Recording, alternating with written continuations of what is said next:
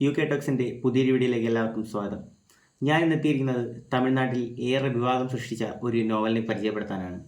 പെരുമാൾ മുരുകൻ എഴുതിയ അർദ്ധനാരീശ്വരൻ എന്ന നോവലിനെ കുറിച്ചാണ് ഞാൻ നിങ്ങളുമായി ഇന്ന് പങ്കുവയ്ക്കാൻ ആഗ്രഹിക്കുന്നത്. വിശ്വാസങ്ങളെ തെറ്റായി വ്യാഖ്യാനിച്ചു എന്ന പേരിൽ ഒരുപാട് പ്രശ്നങ്ങൾ നേരിട്ടൊരു നോവലാണ് അർദ്ധനാരീശ്വരൻ എന്ന് പറയുന്നത്. തമിഴ്നാട്ടിൽ കോളിളക്കം തന്നെ സൃഷ്ടിച്ച ഒരു നോവൽ എന്ന് വേണമെങ്കിൽ നമുക്ക് പറയാം. ഈ ഒരു നോവലിൻ്റെ കഥ ഇപ്രകാരമാണ്. തമിഴ്നാട്ടിലെ ഒരു കുഗ്രാമത്തിലാണ് ഈ കഥ നടക്കുന്നത് തന്നെ. ആ നാട്ടിലെ കൃഷിപ്പണിക്കാരനായ കാളിയും തൻ്റെ പത്നിയായ പൊന്നയുമാണ് ഇതിലെ കേന്ദ്ര കഥാപാത്രങ്ങൾ എന്ന് പറയുന്നത്. നീണ്ട 12 വർഷത്തെ ദാമ്പത്യത്തിൽ ഒരു സന്താന ഭാഗ്യം കാണാനാവാതെ വിഷമിക്കുന്ന കാളിയും പൊന്നയുമാണ് നമുക്കിവിടെ കാണാൻ സാധിക്കുക. കുട്ടികളില്ലാത്തതിൻ്റെ പേരിൽ രണ്ടുപേരും ഒരുപാട് അവഗണനകൾ അനുഭവിക്കേണ്ടി വരുന്നു. പൊതുചടങ്ങുകളിൽ നിന്നും മതപരിപാടികളിൽ നിന്നും എന്തിന് പ്രസവിക്കാത്ത സ്ത്രീക്ക് വിത്ത് നട്ടുകൂടാ എന്നുള്ള പേരിൽ പോലും മാറ്റി നിർത്തപ്പെടുന്ന പൊന്ന, അതുപോലെ തന്നെ പല സാഹചര്യങ്ങളിൽ നിന്നും അപമാനിക്കപ്പെടുന്ന കാളി. ഇവരിലൂടെയാണ് ഈ നോവലിൻ്റെ ആദ്യ ഭാഗം കടന്നു പോകുന്നത്. ഒരു കുഞ്ഞിനു വേണ്ടി അവർ കയറാത്ത അമ്പലങ്ങളില്ല, അവർ നേരാത്ത നേർച്ചകളുമില്ല. ഇതിലൂടെയെല്ലാം കടന്നുപോയി ഒന്നാം ഭാഗം നമ്മളെ ഏവരെയും ഏറെ ത്രില്ലടിപ്പിച്ചുകൊണ്ടാണ് ഈ നോവൽ കടന്നു പോകുന്നത്. എന്നാൽ രണ്ടാം ഭാഗത്തിൽ ദുരാചാരങ്ങളുടെയും അനുഷ്ഠാനങ്ങളുടെയും ഒരു തുറന്നെഴുത്താണ് നമുക്ക് കാണാൻ സാധിക്കുക. എന്നാൽ രണ്ടാം ഭാഗത്തിൽ നമ്മളേവരെയും ഞെട്ടിക്കുന്ന ഒരു ദുരാചാരത്തിലൂടെയാണ് മുരുകൻ നമ്മളേവരെയും ഈ നോവലിലൂടെ കൊണ്ടുപോകുന്നത്. ആ ദുരാചാരം ഇപ്രകാരമായിരുന്നു. അവരുടെ നാട്ടിൽ ഒരു പ്രത്യേകതരം ഉത്സവമുണ്ട്.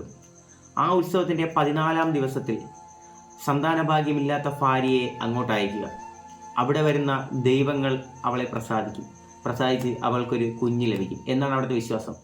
എന്നാൽ ഇവിടുത്തെ ദൈവങ്ങളെന്ന് പറയുന്നത് അന്നേ ദിവസം ആ ഉത്സവത്തിൽ പങ്കെടുക്കാൻ വരുന്ന ഏതൊരു പുരുഷനും അവിടുത്തെ ദൈവമാണ്. അത് ആളോ പേരോ ഊരോ മുഖം പോലും അറിയാത്ത മനുഷ്യർ പോലുമുണ്ട്. എന്നാൽ ഈ ആചാരത്തെ തീർത്തും കാളി അവഗണിച്ചിരുന്നു. ഈ നീണ്ട 12 വർഷത്തെ ദാമ്പത്യത്തിൽ തന്നെ കാളിക്ക് ഒരുപാട് ഉപദേശങ്ങൾ നേരിടേണ്ടി വന്നു. എല്ലാവരും പറഞ്ഞു ഈ ഉത്സവത്തിൻ്റെ 14-ാമത്തെ ദിവസം തൻ്റെ ഭാര്യ അയക്കണം, അതിലൂടെ അവൾ ദൈവത്താൽ പ്രസാദിക്കപ്പെടും, അങ്ങനെ അവൾക്ക് സന്താന ഭാഗ്യമുണ്ടാവും, അതിലൂടെ നിങ്ങളുടെ വേരുകൾ തുടരും എന്നൊക്കെ പറയും. എന്നാലും കാളിക്ക് ഒരിക്കലും അത് അംഗീകരിക്കാനായിട്ട് പറ്റുന്നില്ല.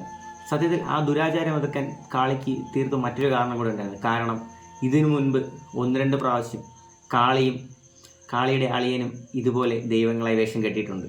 എന്നാൽ വിധിയുടെ വിളയാട്ടം എന്ന് പറയാമല്ലോ. പൊന്നയുടെ അമ്മയും കാളിയുടെ അമ്മയും പൊന്നയുടെ സഹോദരനും ചേർന്ന് കാളിയുടെ അനുവാദം വാങ്ങാതെ തന്നെ പറഞ്ഞു പറ്റിച്ചുകൊണ്ട് പൊന്നയെ ആ ഉത്സവത്തിലേക്ക് അയക്കപ്പെടുന്നു. അങ്ങനെ പൊന്ന അവിടെ എത്തുന്നു. അവളുടെ ഇഷ്ടമുഖസാദൃശ്യമുള്ള ഒരു ദൈവത്തിനെ അവൾ കണ്ടുമുട്ടുന്നു.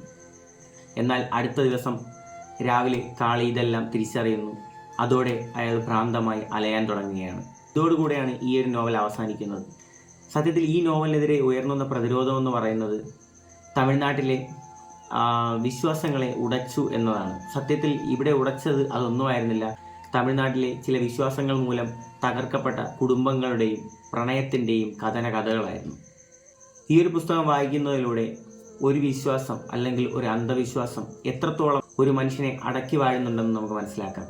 എന്തുകൊണ്ടും വായിച്ചിരിക്കേണ്ടതും പഠന വിഷയമാക്കേണ്ടതുമായ ഒരു നോവലാണ് പെരുമാൾ മുരുകൻ എന്ന മഹാനായ എഴുത്തുകാരൻ എഴുതിയ അർദ്ധനാരീശ്വരൻ.